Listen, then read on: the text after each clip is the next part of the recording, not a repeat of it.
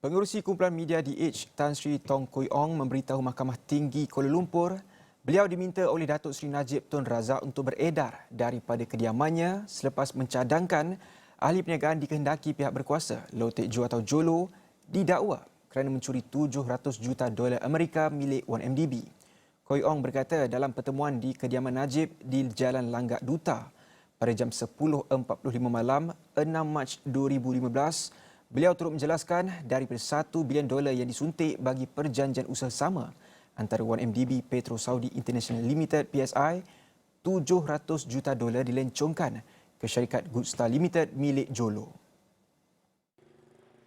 Saksi ke-43 pendakwaan itu berkata beliau juga menjelaskan mengenai peranan Jolo yang membuat keputusan dalam hal ehwal perjalanan operasi 1MDB dan bekas Ketua Pegawai Eksekutif 1MDB Datuk Syahrul Azra Ibrahim Halmi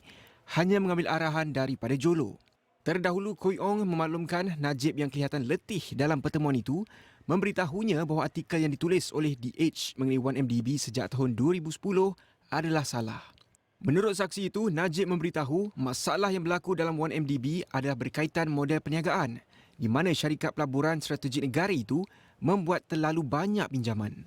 Dalam pertemuan itu juga, Koy Ong berkata beliau banyak berkongsi nota dengan Najib dan menjelaskan mengenai ribuan maklumat dimilikinya melalui email yang diperoleh daripada pemberi maklumat 1MDB Xavier Justo. Jelasnya antara kandungan daripada ribuan email itu ialah maklumat berkaitan syarikat Petro Saudi yang sebenarnya bukan syarikat dimiliki Arab Saudi dan $1 bilion serta aset yang disuntik melalui usaha sama 1MDB PSI dibuat melalui penilaian palsu. Terdahulu, Koy Ong memaklumkan bekas Ahli Parlimen Kulim Bandar Baharu Datuk Abdul Aziz Sheikh Fazir memperkenalkannya kepada Ahli Parlimen Baling Datuk Seri Abdul Aziz Rahim selepas beliau berkongsi kebimbangan mengenai 1MDB dalam pertemuan di sebuah pusat beli belah di Bangsar.